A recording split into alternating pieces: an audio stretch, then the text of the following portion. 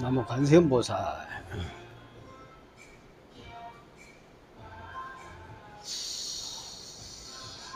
문득 이 시간에는 붓다의 사무량심이 생각이 나서 한번 말해볼까 하는데요. 사무량심 여러분도 들어보셨지요? 부처님의 중생에게 대하는 네 가지 대자대비한 큰 마음이 있습니다. 이것을 사무량심이라고 하는데,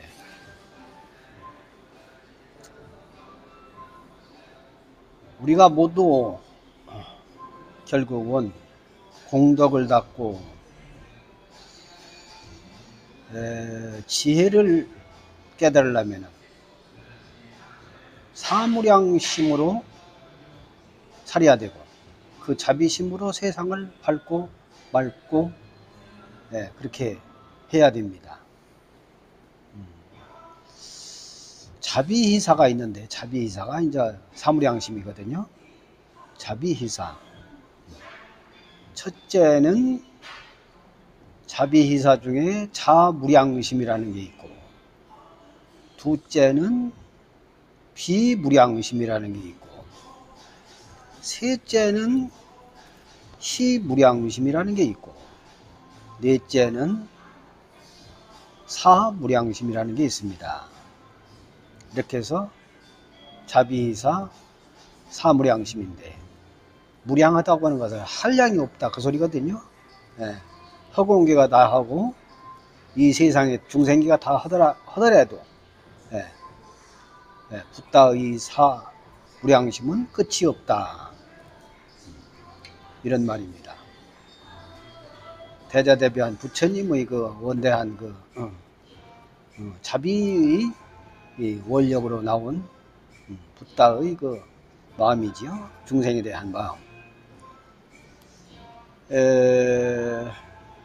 그러니까 중생을 대해서 붓다가 일으키는 네 가지의 큰 자비로 생각을 하면 되겠습니다. 첫째는 자무량심인데, 한없이 중생에게 즐거움을 주려고 하는 그 마음입니다.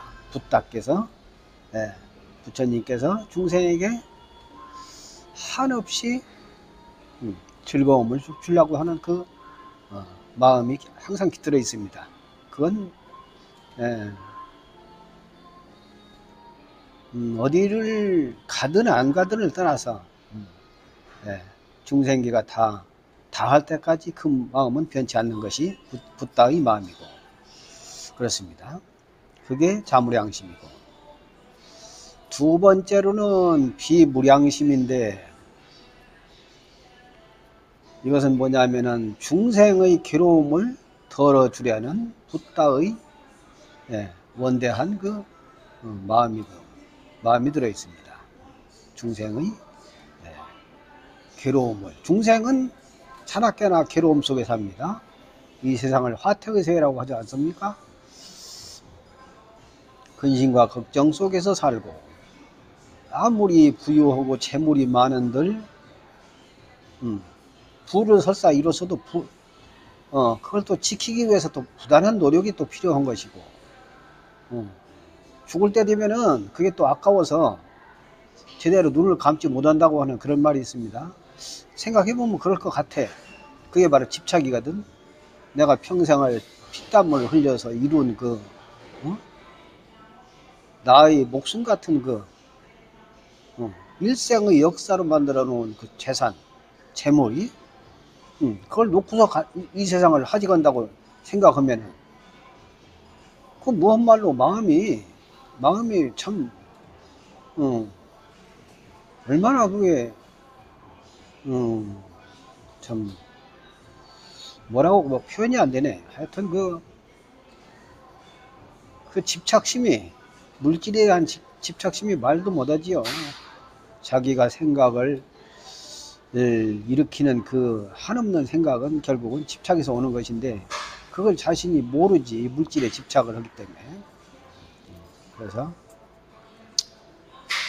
중생은 그 괴로움 속에서 평생을 사는 것인데 죽을 때도 역시 마찬가지고 그러므로 인해서 또 내 생에 또 그 과보를 받는 것이거든요. 탐진치의 이 세 가지 속에 다 들어있습니다. 중생은 그 재산이라는 것은. 그러니까 중생은 태어나면서부터 죽을 때까지 괴로움 속에 산다고 봐야 되겠죠. 그렇습니다.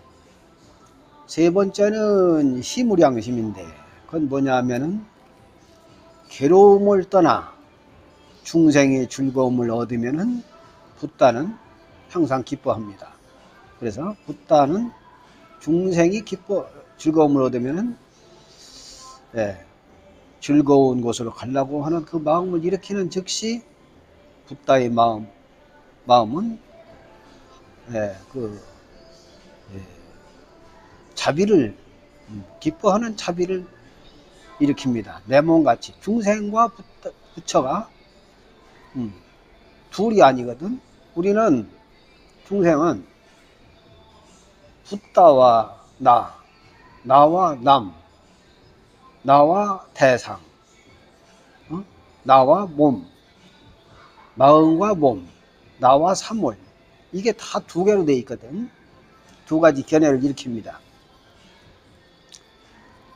하나를 들어갈 수가 없는 거예요. 하나마저 놓으라고 하는 말이 있잖아요. 선가에. 하나마저도 일으키지 말아라 하는데 하나마저 일으키지 않는 건 그만두고 하나도 안 돼. 하나도. 두 가지 속에서 항상 왔다 갔다 그런 마음을 일으키거든요. 그게 뭐 한도 끝도 없이 그렇게 이제 마음이 갈팡질팡 원숭이 미친 원숭이처럼 그렇게 그 마음이 요란스럽게 요동을 치고 일찰나 속에 900생멸이 있다고 하는 거 여러분도 아시죠? 900생멸. 그러니까 일찰나면은 눈 깜짝할 사이를 일찰나라고 그러거든. 근데 그걸 너무 빨라서 우리는 인식을 못해. 일찰나가 0. 몇 초가 될지는 그건 잘 모르겠지만 여튼 눈 깜짝할 사이를 일찰나라고 하는데 비유하기를 900번의 변덕이 있다 이 말이야. 중생은 저 무색계의 그 사선정을 닦아가지고 사공정에 들어있는 무색계 그 천인들 있잖아. 그 천인들도 일찰나에 딴에는 해탈했다고 그러는데 딴에는 일찰나에 6번을 변덕을 부린다고 그럽니다. 중생은 900번의 변덕을 부리지만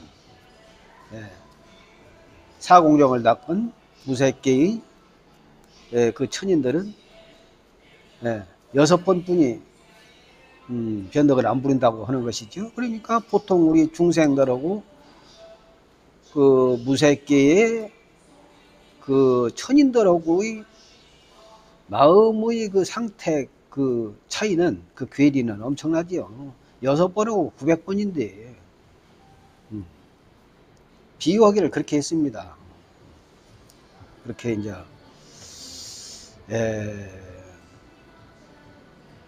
그래서 그 중생은 두 가지 생각을 항상 품고 있기 때문에 취사선택 속에 다 들어있거든. 애증과 취사선택 그 속에 다 들어있습니다. 탐진치. 그러니까 괴로움을 떠날 수가 없지. 그러니까 한 중생이라도 괴로움을 떠나는 중생이 있다고 마음을 일으키면은 부처는 어마어마한 자비로운 그런 그 즐거움을 낸다는 거예요. 부처님께서는 중생이 내 자식과 같고 내 몸같이 생각을 해서 중생이 잘 되면은 그렇게 기뻐하신다고 그럽니다. 그런데 우리 중생이 어디 그렇습니까? 사촌이 땅을 사도 배가 아프다 소리가 있잖아요. 중생은 영원한 중생이고 그렇습니다. 한 생각을 일으켜서 무념의 무생의 마음을 깨닫지 못하면은 아무리 선근 공덕을 쌓아도 역시 중생은 중생이라. 태어나도 또 중생이지. 부잣집이 태어나든 가난한 집이 태어나든 50보 100보 차이가 있을 뿐이지 중생은 중생이라. 그래서 그 희무량심은 부처님이 중생이 잘 되면은 그렇게 기뻐한다는 것을 희무량심이라고 그러고, 사무량심이라는 게 이제 마지막으로 있는데, 부처님은 항상 마음이 똑같아. 자나 깨나 뿐만이겠습니까? 영원히 두 마음이 없지요. 항상 적정열반에 들어있으니까 오로지 자비만 있을 뿐이에요. 자비만. 중생을 위한 자비만.